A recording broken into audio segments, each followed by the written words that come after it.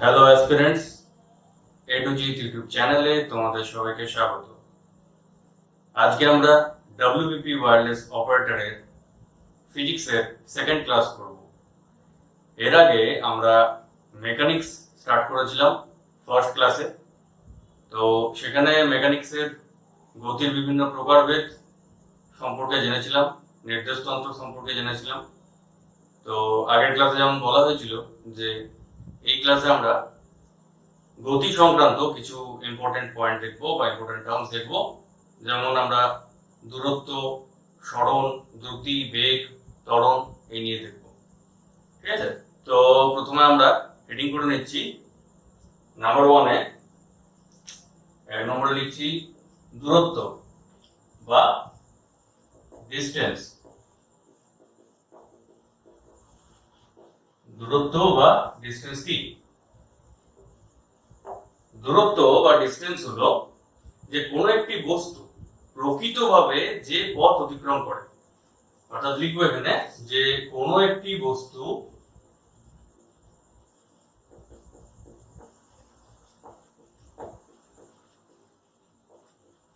প্রকৃতভাবে যে পথ অতিক্রম করে।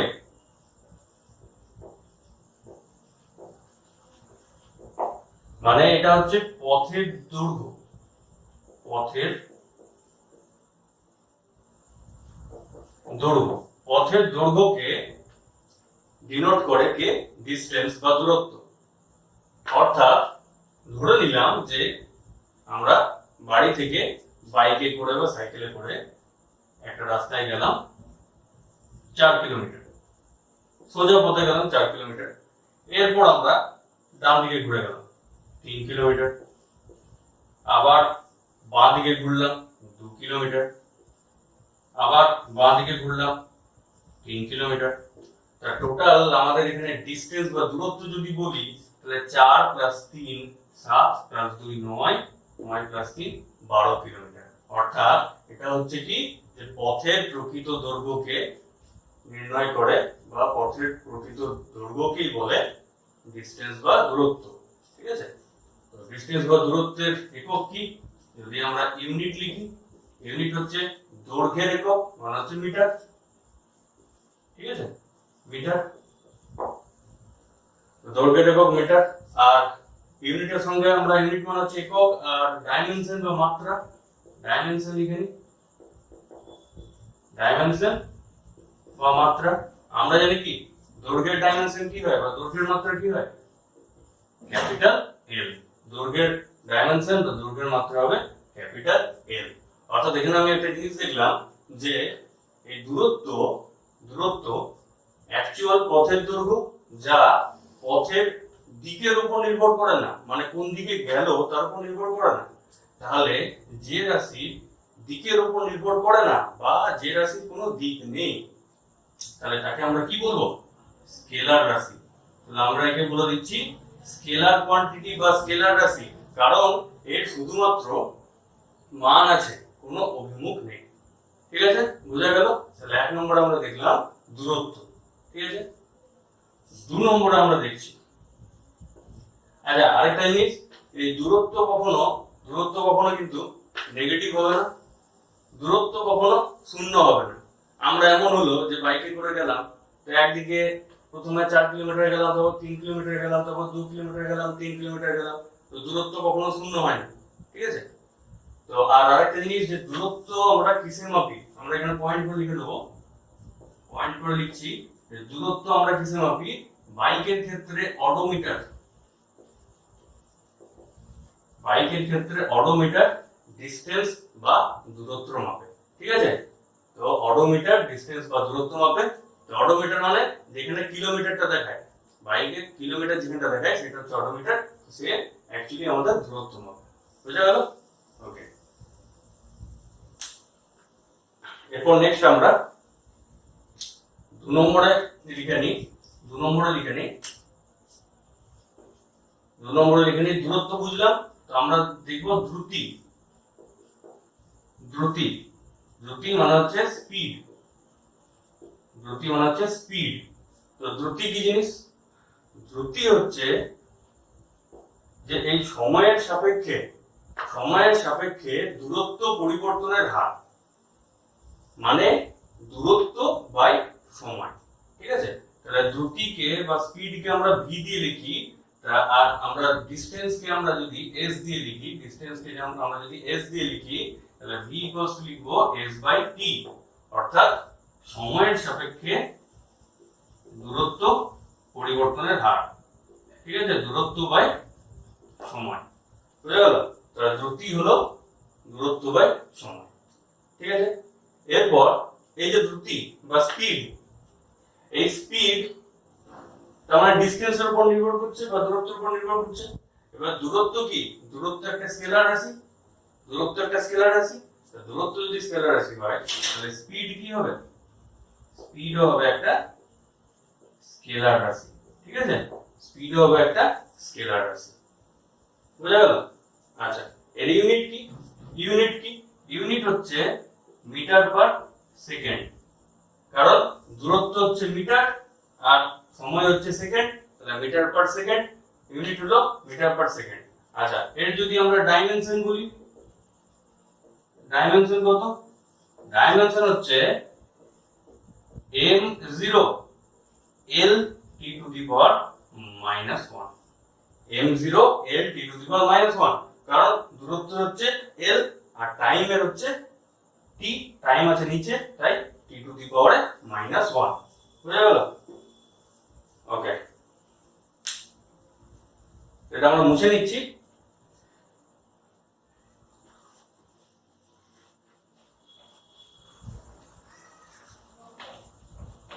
তো এখানে আমরা দ্রুতির ক্ষেত্রে একটা জিনিস লিখে নেব,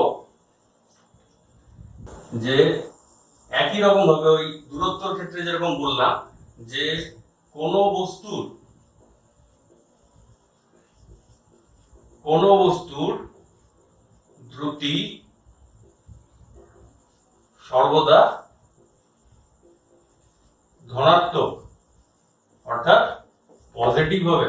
ঠিক আছে, কখনো নেগেটিভ বা শূন্য হবে না। ঠিক আছে, কারণ দূরত্ব কখনো নেগেটিভ বা শূন্য হয় না, তার জন্যই দ্রুতি কখনো নেগেটিভ বা শূন্য হবে না, বোঝা গেল? এরপর আমরা দ্রুতির কয় প্রকার সেগুলো দেখছি। ঠিক আছে, তো হেডিং করবো আমরা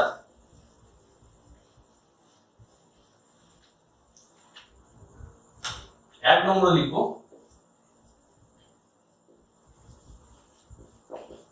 সমদ্রুতি। সমদ্রুতি মানে হচ্ছে ইউনিফর্ম স্পিড। ইউনিফর্ম স্পিড বা সমদ্রুতি কথা থেকে বোঝা যাচ্ছে যে দ্রুতিটা সমান হবে বা স্পিডটা সমান হবে, অর্থাৎ লিখবো আমরা সমান সময়ের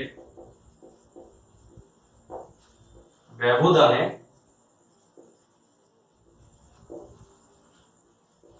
কোন বস্তু যদি সমান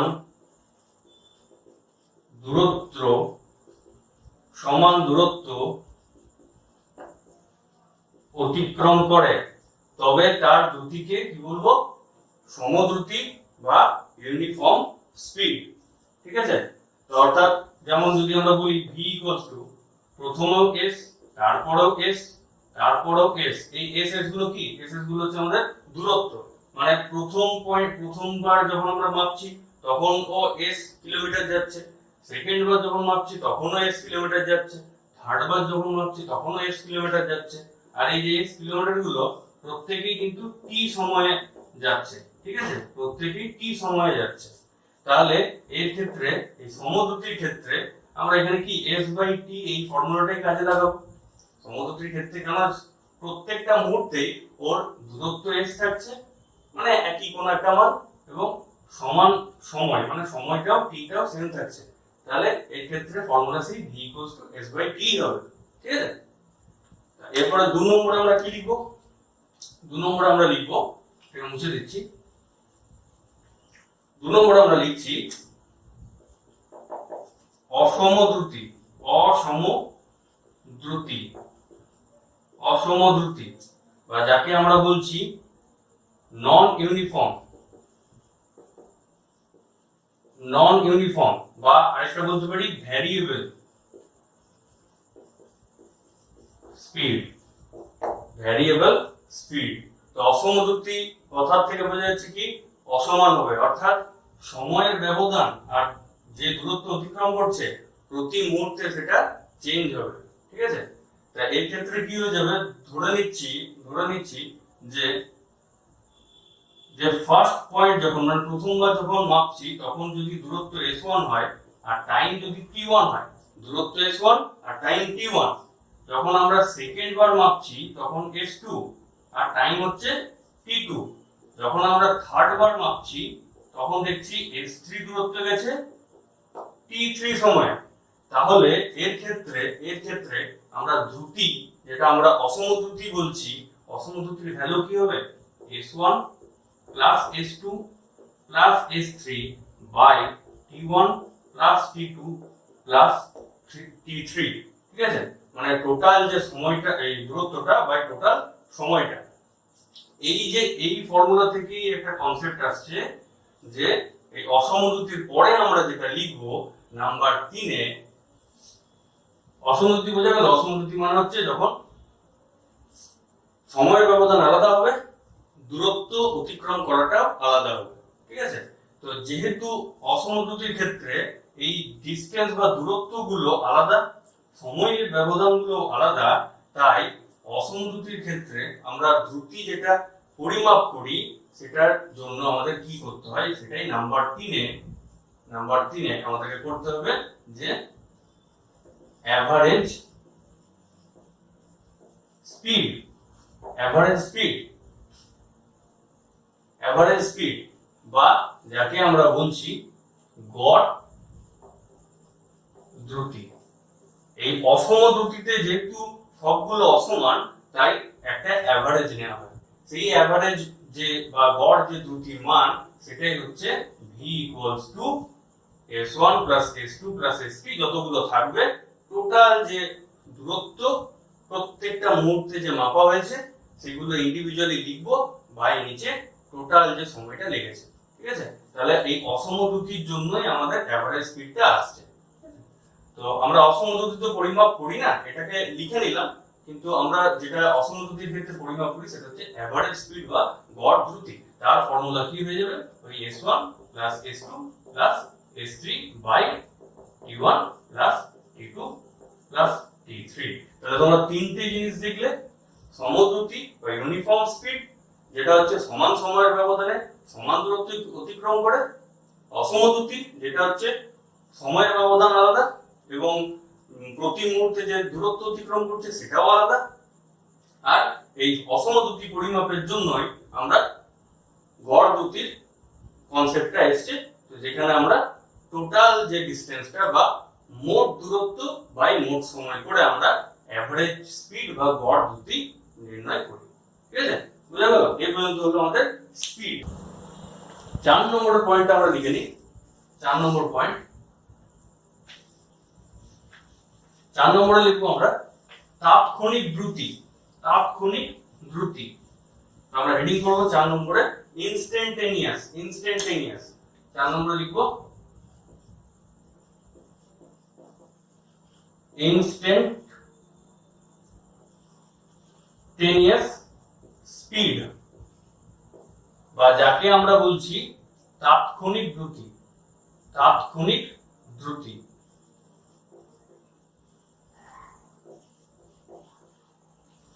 তাৎক্ষণিক দ্রুতি বা ইনস্ট্যান্টেনিয়াস স্পিড কি? এটা হচ্ছে যে কোনো একটি নির্দিষ্ট সময়ে যে দ্রুতিটা আমরা পাচ্ছি। ধরা যাক আমরা এই নির্দিষ্ট একটা সময় টি সময়ে আমরা যে দ্রুতিটা দেখতে পাচ্ছি কোনো একটা বস্তুর মধ্যে, মানে এটাকে বলা হয় যে at any instant the speed that is measured at any instant, মানে যে দ্রুতিটা আমরা একটি নির্দিষ্ট সময়ে পরিমাপ করছি তাকে আমরা বলছি তাৎক্ষণিক দ্রুতি। তো এর ক্ষেত্রে কি হয়, এর ক্ষেত্রে আমরা এটাকে লিখি v ইকুয়ালস টু ওই নির্দিষ্ট সময়ের একটা ছোট্ট পরিমাণ দূরত্ব অতিক্রম করছে এবং সময়ের ব্যবধান খুবই কম, তার জন্য আমরা v সমান এখানে লিখে নিই ds বাই dt। ds অর্থাৎ ক্ষুদ্র দূরত্ব বা ক্ষুদ্র মানে স্মল ডিসটেন্স, আর dt হচ্ছে স্মল ইন্টারভাল অফ টাইম। এটা যদি আমরা লিমিটে লিখি, তো লিমিটে আমরা কিভাবে লিখি, লিমিটে আমরা লিখি যে limit del t tends to 0, মানে del t বা t এর যে ভ্যালুটা সেটা তো খুবই কম, ঠিক আছে, তার del t tends to 0 del s by del t, ঠিক আছে। তো এই হচ্ছে আমাদের তাৎক্ষণিক দ্রুতি বা ইনস্ট্যান্টেনিয়াস স্পিড। এরপর আমরা দেখব নেক্সট সরণ বা ডিসপ্লেসমেন্ট। লিখব সরণ, যাকে আমরা ইংলিশে বলছি ডিসপ্লেসমেন্ট, ঠিক আছে। তো সরণ বা ডিসপ্লেসমেন্ট জিনিসটা কি? তো আগে আমরা দূরত্ব বললাম যে দূরত্ব হচ্ছে যে পথের প্রকৃত দৈর্ঘ্য, কিন্তু এই ডিসপ্লেসমেন্ট বা সরণ মানে কি? ডিসপ্লেসমেন্ট বা সরণ মানে হচ্ছে কোন একটা বস্তু একটি নির্দিষ্ট বিন্দু থেকে অপর একটি বিন্দুতে গেল, সেই যাত্রাপথের মধ্যে সবথেকে ক্ষুদ্রতম দূরত্বকে বলছি আমরা সরণ বা ডিসপ্লেসমেন্ট। মানে হচ্ছে কি, এটা হচ্ছে শর্টেস্ট ডিসটেন্স কভার্ড। একটা বস্তু সবথেকে ক্ষুদ্রতম যে দূরত্ব যায় তাকে আমরা বলবো ডিসপ্লেসমেন্ট বা সরণ, ঠিক আছে। তো আমরা এটাকে বাংলায় লিখে নিই যে কোন একটি বস্তুর ক্ষেত্রে প্রাথমিক ও অন্তিম বিন্দুর মধ্যে ক্ষুদ্রতম দূরত্বকে সরণ বলে। ক্ষুদ্রতম দূরত্বকে সরণ বলে। তো যেরকম আমরা দূরত্বতে একটা উদাহরণ দেখেছিলাম, তো কি দেখেছিলাম যে 4 কিলোমিটার ধরলাম, সোজা একটা পথে গেল, আবার ধরে নিলাম যে তারপর বাঁ দিকে 3 কিলোমিটার গেছে, বাঁ দিকেও 3 কিলোমিটার গেছে। তো এই ক্ষেত্রে আমরা দূরত্ব কি বলেছিলাম যে দূরত্ব ওই বাইকের মধ্যে যেটা দেখা হবে বাইকের অডোমিটারে, তাহলে সেই ক্ষেত্রে আমরা কি লিখতে হবে 4 কিলোমিটার প্লাস 3 কিলোমিটার 7 কিলোমিটার। কিন্তু এটা যদি স্টার্টিং পয়েন্ট এ ধরি আর এটা যদি এন্ডিং পয়েন্ট বা ফাইনাল পয়েন্ট অন্তিম বিন্দু আমরা বি ধরি, তাহলে এদের মধ্যে শর্টেস্ট ডিসটেন্স কি হবে? এদের মধ্যে শর্টেস্ট ডিসটেন্স হবে এই পয়েন্টটা, মানে এ থেকে বি। এটা যদি আমরা ও ধরি, তাহলে এ ও বি যাত্রাপথের শর্টেস্ট ডিসটেন্স বা সবথেকে ক্ষুদ্রতম দূরত্ব কি? এবি। তো এবি এর ভ্যালু আমরা, এটা যেহেতু সমকোণী ত্রিভুজ, কি হয়ে যায় 3 স্কয়ার প্লাস 4 স্কয়ার মানে 5। তাহলে এই ক্ষেত্রে এই ছবির ক্ষেত্রে দূরত্ব 7 কিলোমিটার হলেও এই শর্টেস্ট ডিসটেন্স বা ক্ষুদ্রতম দূরত্ব, যাকে আমরা ডিসপ্লেসমেন্ট বা সরণ বলছি, তার ভ্যালু কত? 5 কিলোমিটার। ঠিক আছে, বুঝা গেল?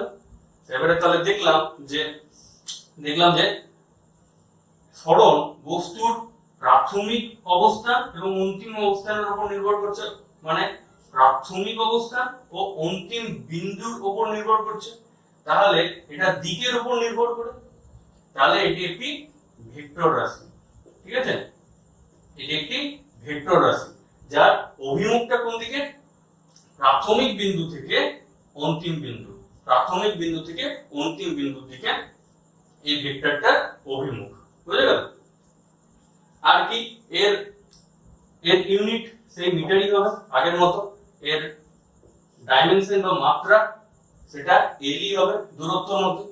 ঠিক আছে, আচ্ছা এখানে আরেকটা পয়েন্ট আমরা লিখে নিই, আমরা দেখেছিলাম যে দূরত্ব কখনো নেগেটিভ হয় না, দূরত্ব কখনো জিরো হয় না, দূরত্ব সবসময় পজিটিভ হয়। কিন্তু সরণের ক্ষেত্রে সরণ নেগেটিভও হতে পারে। আমরা লিখব সরণ ঋণাত্মকও হতে পারে। আর কি লিখবো? যে সরণ শূন্য হয়, সরণের মান শূন্য হয় কখন? যখন প্রাথমিক ও অন্তিম বিন্দু একই হয়। প্রাথমিক ও অন্তিম বিন্দু একই হয়, অর্থাৎ মানে বাড়ি থেকে বেরিয়ে 4 কিলোমিটার গেলাম, তারপরে আবার বাঁ দিকে ঘুরে 3 কিলোমিটার গেলাম, দিয়ে আবার বাড়ি ফেরত এলাম, তার ক্ষেত্রে আমার সরণ কিন্তু শূন্য হবে। কিন্তু আমার দূরত্ব, আমরা যতটা রাস্তা গেছি, মানে যেতে 7 কিলোমিটার, আসতে হয়তো 7 কিলোমিটার, আমাদের দূরত্ব কিন্তু 14 কিলোমিটার হবে। কিন্তু সরণ যেহেতু প্রাথমিক ও অন্তিম বিন্দুর উপর নির্ভর করছে, এই প্রাথমিক ও অন্তিম বিন্দু যেহেতু একই জায়গায়, তাই সরণের মানটা শূন্য হবে। ঠিক আছে? আর একটা কি পয়েন্ট লেখা যায় এর থেকে? আচ্ছা, তাহলে সরণের মান শূন্য হচ্ছে, সরণের মান ঋণাত্মক হচ্ছে, তাহলে আমরা এটা বলতে পারি যে এখানে লিখি ডিসপ্লেসমেন্ট বা সরণ কি হচ্ছে? less than equals to distance বা দূরত্ব, অর্থাৎ ডিসপ্লেসমেন্ট ডিসটেন্সের সমান হতে পারে, ডিসপ্লেসমেন্ট ডিসটেন্সের থেকে ছোট হতে পারে, কিন্তু কোনোদিন এই ডিসপ্লেসমেন্ট বা সরণ দূরত্ব থেকে বা ডিসটেন্সের থেকে কোনোদিন বড় হবে না। ঠিক আছে? কারণ আমরা প্রথমেই দেখেছি এটা ক্ষুদ্রতম দূরত্ব। ঠিক আছে? বোঝা গেছে? ওকে, তো এরপর আমরা যেটা দেখবো, সরণ দেখলাম, সরণের পর আমরা দেখবো, সরণের পর এটা আমাদের 3 নম্বর ছিল, সরণ ছিল 3 নম্বরে। আমরা 4 নম্বরে যেটা দেখবো, 4 নম্বরে আমরা লিখে নিই সরণের পর বেগ বা গতিবেগ। সরণের পর লিখবো বেগ, বা যাকে গতিবেগ বলছি, বা ভেলোসিটি। তো দূরত্বের ক্ষেত্রে যেরকম ছিল দ্রুতি, সরণের ক্ষেত্রে সেরকম ভেলোসিটি। এটাও আমরা ভি দিয়ে লিখি, ভি দিয়ে লিখি। তো দূরত্ব ক্ষেত্রে যেরকম দ্রুতি ছিল, দূরত্ব বাই সময়, বেগের ক্ষেত্রে বেগ ইকুয়ালস টু ডিসপ্লেসমেন্টকে আমরা ডি দিয়েও লিখি, ডি বাই টি, অর্থাৎ সরণ বাই সময়। তাহলে বেগ হয়ে গেল সরণ বাই সময়। ঠিক আছে? এবারে সরণ যেহেতু ভেক্টর রাশি ছিল, সরণ যেহেতু পথের উপর নির্ভর করতো বা অভিমুখের উপর নির্ভর করতো, তাই বেগেরও অভিমুখ আছে, বেগও একটি ভেক্টর রাশি। ঠিক আছে? বেগও একটি ভেক্টর রাশি। আর কি, দ্রুতির মতোই বেগের ইউনিট হচ্ছে মিটার পার সেকেন্ড, এর মাত্রা হচ্ছে বা ডাইমেনশন হচ্ছে ml t to the power -1, ml t to the power -1। বুঝা গেছে? আচ্ছা, আরেকটা জিনিস মাথায় রাখবো যে ভেলোসিটি বা যাকে আমরা বলছি বেগ, এর ক্ষেত্রে মান নেগেটিভ এবং 0 হতে পারে, নেগেটিভ ও 0 হতে পারে। বুঝা গেল?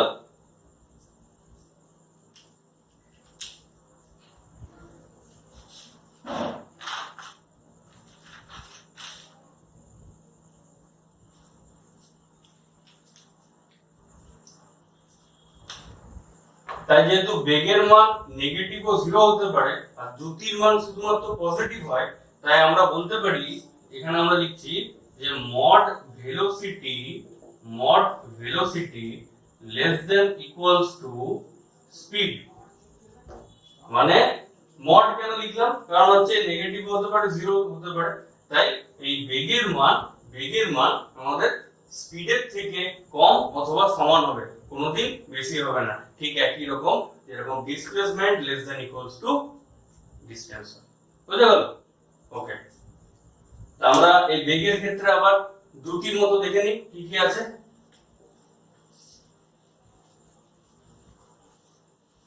এক নম্বরে আমরা হেডিং করব ইউনিফর্ম ভেলোসিটি। এক নম্বরে লিখবো ইউনিফর্ম ভেলোসিটি। এক নম্বরে লিখছি ইউনিফর্ম ভেলোসিটি।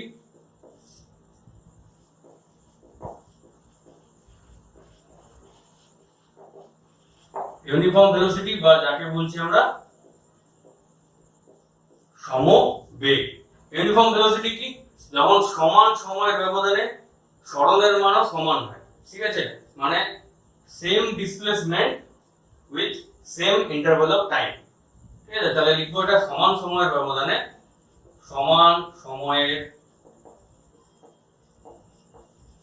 ব্যবধানে যখন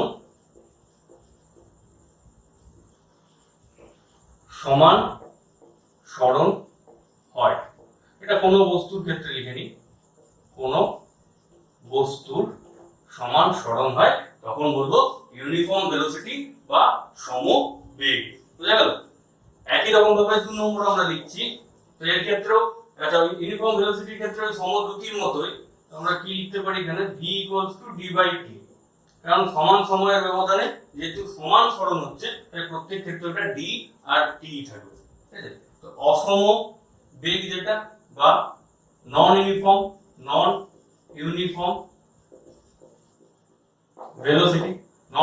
ভেলোসিটি বা যাকে আমরা বলছি অসম বেগ, তার ক্ষেত্রে কি হবে? তার ক্ষেত্রে এই দুটোই কিন্তু অসমান হয়ে যাবে, অর্থাৎ ওই v এর মান তখন চলে আসবে d1 d2 d3, ঠিক আছে, আর t এর মান t1 t2 t3। আবার সেই নন ইউনিফর্ম বা অসম বেগের জন্যই আমরা কি নিচ্ছি 3 নম্বরে? গড় বেগ, যাকে আমরা বলছি অ্যাভারেজ ভেলোসিটি। কারণ প্রতি ক্ষেত্রে সরণের মানটা আলাদা হচ্ছে, সময়ের মান আলাদা হচ্ছে। এই গড় বেগের মানও আমরা গড় বেগের মান অ্যাকচুয়ালি ধরি v এটা আমরা লিখতে পারি এখানে যে মোট সরণ বাই মোট সময়। বুঝা গেল? তাহলে ইউনিফর্ম ভেলোসিটি, নন ইউনিফর্ম ভেলোসিটি আর এভারেজ ভেলোসিটি একই রকম ভাবে আমরা 4 নম্বরে লিখে নিই ইনস্ট্যান্টেনিয়াস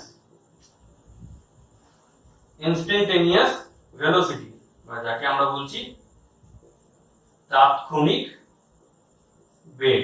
তাৎক্ষণিক বেগ কি? তাৎক্ষণিক বেগ হচ্ছে দ্রুতির মতোই কোন একটি নির্দিষ্ট সময়ে যে বেগের মান আমরা পাই। অর্থাৎ এখানেও আমরা লিখব v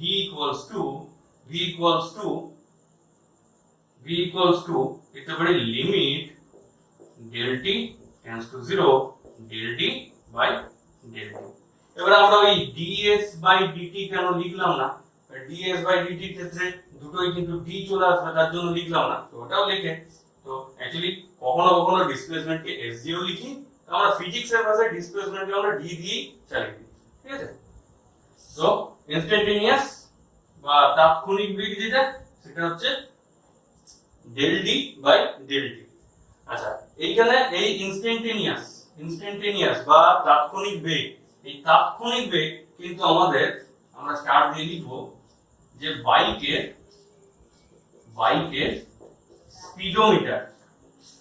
স্পিডোমিটারে দেখবে এখন ডিজিটাল স্পিডোমিটার হয়ে গেছে, এখানে স্পিডটা দেখায়। তো বাইকের স্পিডোমিটারে তাৎক্ষণিক বেগ দেখা যায়। বাইক বা কার সবের ক্ষেত্রেই হয়, মানে স্পিডোমিটার তাৎক্ষণিক বেগ পরিমাপ করে। বুঝা গেল? তার কি আছে বেগের ক্ষেত্রে? আমি ওপরটা মুছে দিচ্ছি। বেগে আমরা আরেকটা লিখতে পারি যে রিলেটিভ ভেলোসিটি বা যাকে আমরা বাংলায় বলছি আপেক্ষিক বেগ। আমরা লিখছি রিলেটিভ ভেলোসিটি, এটা আলাদা করে লিখবো রিলেটিভ ভেলোসিটি। রিলেটিভ ভেলোসিটি কি? যাকে আমরা বলছি আপেক্ষিক বেগ।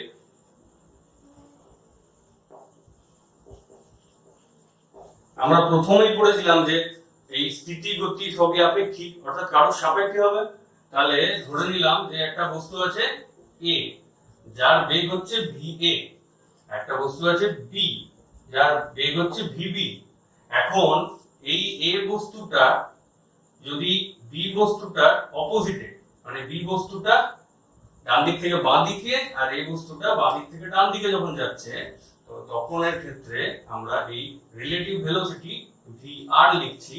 vr এর ভ্যালু আমরা লিখব va প্লাস vb, অর্থাৎ একজনের সাপেক্ষে আরেকজনের যে টোটাল বেগটা বা নেট বেগ যেটাকে বলছি, নেট ভেলোসিটি, সেটাই হচ্ছে রিলেটিভ ভেলোসিটি বা আপেক্ষিক বেগ। একই রকম ভাবে যদি দুজনে একই দিকে যায়, a আর b দুজনে যদি একই দিকে যায়, তার ক্ষেত্রে রিলেটিভ ভেলোসিটি কি হয়ে যাবে, va মাইনাস vb, অর্থাৎ একই দিকে গেলে রিলেটিভ ভেলোসিটির মান কমে, পরস্পর যদি বিপরীতমুখী হয় তখন রিলেটিভ ভেলোসিটির মান বাড়ে। ঠিক আছে? আচ্ছা, এবারে বেগ সংক্রান্ত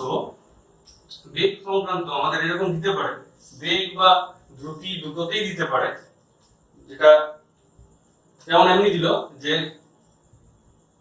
d equals to 3t square plus 2t plus 5, এই একটা সরণের সমীকরণ, বা এটার ক্ষেত্রে আমাদের দিয়ে দিতে পারতো s equals to 3t square plus 2t plus 5, মানে দূরত্বের সমীকরণ দেয়া আছে।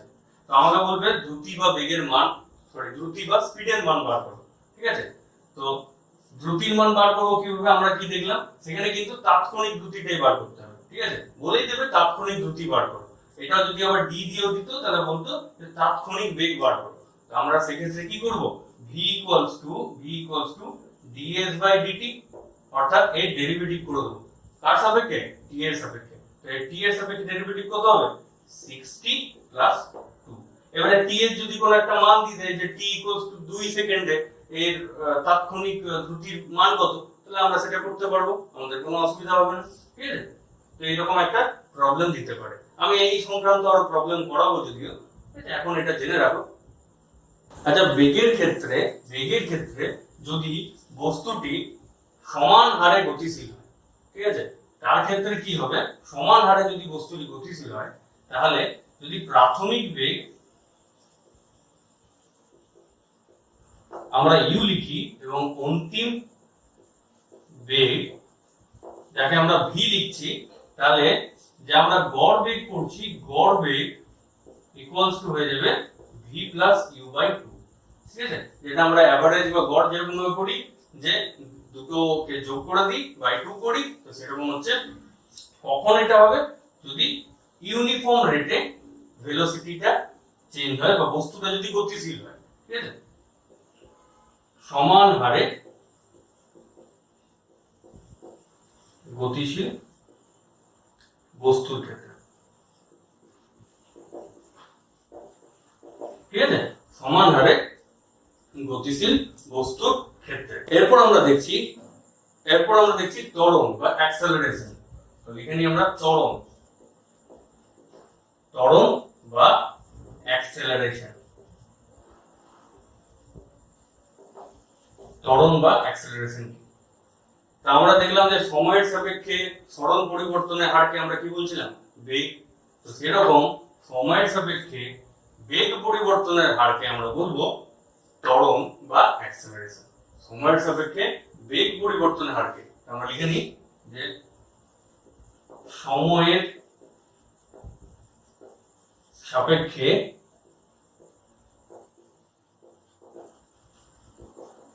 বেগ পরিবর্তনের হার। সময়ের সাপেক্ষে বেগ পরিবর্তনের হার হয়ে গেল আমাদের অ্যাক্সেলারেশন বা ত্বরণ। তো ধরি কোন একটি বস্তুর ক্ষেত্রে প্রাথমিক বেগ লিখছি আমরা, প্রাথমিক বেগ সমান u, অর্থাৎ প্রথমে যে বেগটা ছিল, আর পরে অন্তিম বেগ সমান v। তাহলে অ্যাক্সেলারেশন বা যাকে আমরা বলছি ত্বরণকে আমরা a দিয়ে লিখি, a equals to v minus u by t। সময়ের সাপেক্ষে বলেছি আর বেগ পরিবর্তনের হার, বা একে আমরা এটাও লিখতে পারি dv by dt, কারণ বেগকে আমরা v দিয়ে লিখি। ঠিক আছে? তাহলে acceleration equals to dv by dt। অ্যাক্সেলারেশনের বা ত্বরণের একক কি, একক আমরা লিখে নিই মিটার পার সেকেন্ড স্কয়ার। ঠিক আছে, কারণ বেগের কি, বেগের ক্ষেত্রে মিটার পার সেকেন্ড আর নিচে আরেকটা সেকেন্ড আছে, তাহলে মিটার পার সেকেন্ড স্কয়ার। আচ্ছা, এর ডাইমেনশন কি হবে? ডাইমেনশন হবে m0 l t to the power -2। ঠিক আছে, মাত্রা হচ্ছে m0 l t to the power -2। মনে রাখবে মাত্রা সবসময় কিন্তু থার্ড ব্র্যাকেটের মধ্যেই হবে। ঠিক আছে, আচ্ছা এরপরে যদি এখান থেকে যদি যদি u গ্রেটার দেন v হয়, মানে প্রাথমিক বেগ যদি অন্তিম বেগের থেকে বেশি হয় বা বস্তুটার যদি বেগ সময়ের সঙ্গে হ্রাস পায়, তখন কি হবে? তো তাহলে কি হয়ে যাবে? এই v মাইনাস ইউ, এই যে এই টার্মটা কি হয়ে যাবে? নেগেটিভ হয়ে যাবে, নেগেটিভ হয়ে যাবে। তার মানে কি? তার মানে a এর ভ্যালুটা কি হয়ে যাবে? নেগেটিভ হয়ে যাবে। এই যে a বা ত্বরণের মান ঋণাত্মক হয়ে যাওয়ার ব্যাপারটা, একেই আমরা বলছি মন্দন বা রিটারডেশন। মন্দন বা রিটারডেশন। তাহলে মন্দন মানে কি? মন্দন মানে হচ্ছে যে যখন প্রাথমিক বেগ অন্তিম বেগের তুলনায় বেশি হয়, অর্থাৎ বেগ পরিবর্তনের মানটা কম হয়, মানে হ্রাস, নেগেটিভ হয়। ঠিক আছে, তো তার ক্ষেত্রে আমাদের অ্যাক্সেলারেশনের মানটা হবে, অ্যাক্সেলারেশন মানে হয়ে যাবে রিটারডেশন, বা অ্যাক্সেলারেশন হবে নেগেটিভ। বুঝা গেল? ওকে, এরপর আমরা ত্বরণের কিছু পার্ট দেখে নেব। ত্বরণের পার্ট কি? 1 নম্বরে আমরা লিখছি যে ইউনিফর্ম অ্যাক্সেলারেশন।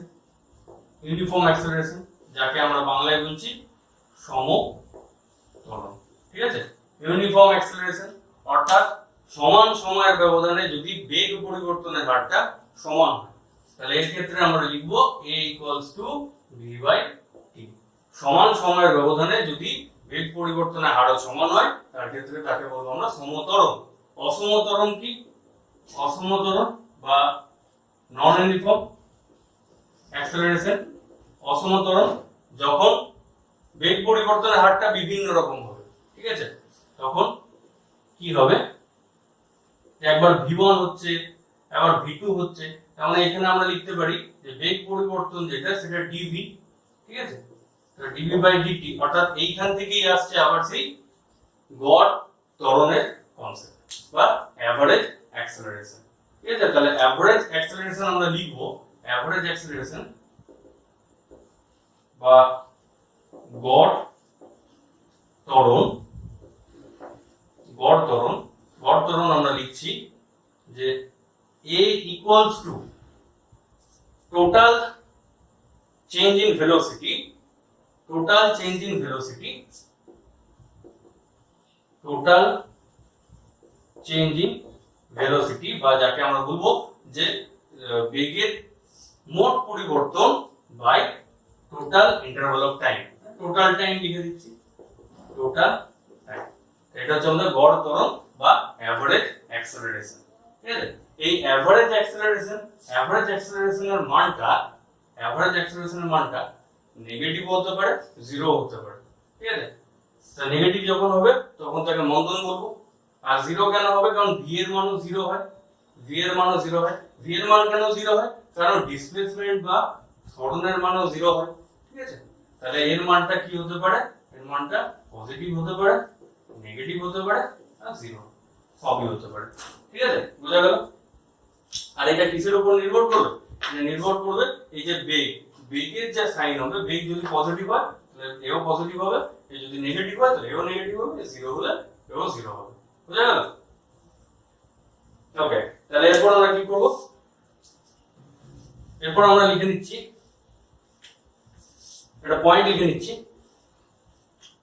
লিখবো যে ইনস্ট্যান্টেনিয়াস অ্যাক্সেলারেশন, যেটা আমরা লিখিনি যে তাৎক্ষণিক ত্বরণ। ইনস্ট্যান্টেনিয়াস অ্যাক্সেলারেশন 4 নম্বরে,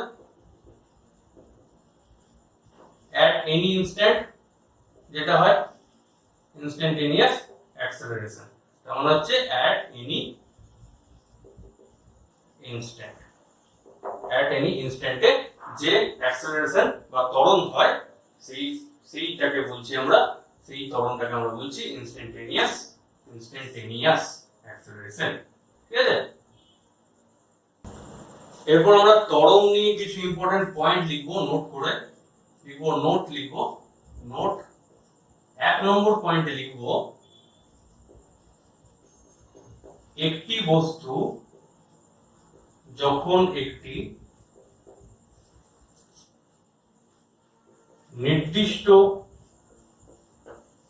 উচ্চতা থেকে নিচে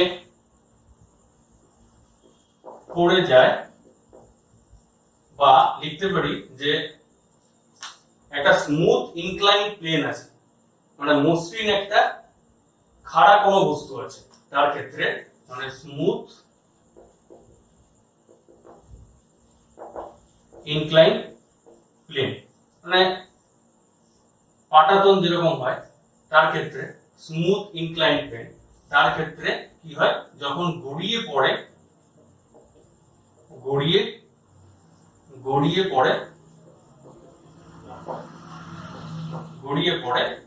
তখন তার সমত্বরণ থাকে। কারণ কি হচ্ছে যে ও প্রতি মুহূর্তে একই পরিমাণ, যেহেতু একটা নির্দিষ্ট উচ্চতা থেকে, আর আবার বললাম স্মুথ ইনক্লাইন প্লেন থেকে, তার মানে প্রত্যেক সময়ে সমান সময়ের ব্যবধানে ও সমান বেগে গড়িয়ে পড়ে, তো তার জন্য তার সমত্বরণ থাকে। বোঝা গেল? এটা হচ্ছে 1 নম্বর পয়েন্ট, লিখে নাও। আর 2 নম্বর পয়েন্টে আমরা লিখবো যে কোনো একটি গাড়ি যদি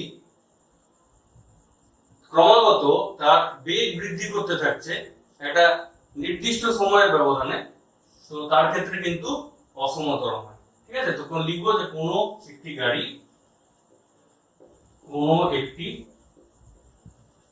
গাড়ি ক্রমাগত তার বেগ বৃদ্ধি করে সমান সময়ের ব্যবধানে, তখন তার অসম ত্বরণ থাকে।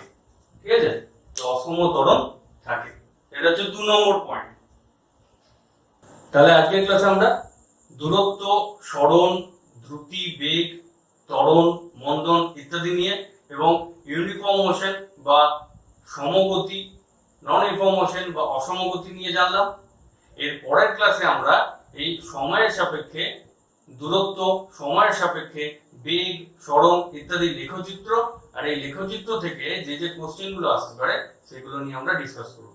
ঠিক আছে, তো ভিডিওটি তোমাদের ভালো লাগলে লাইক করো আর চ্যানেলটিকে সাবস্ক্রাইব করো এরকম আরো ভিডিও পেতে, আর পাশে থাকতে বেল আইকনটি প্রেস করো। ধন্যবাদ।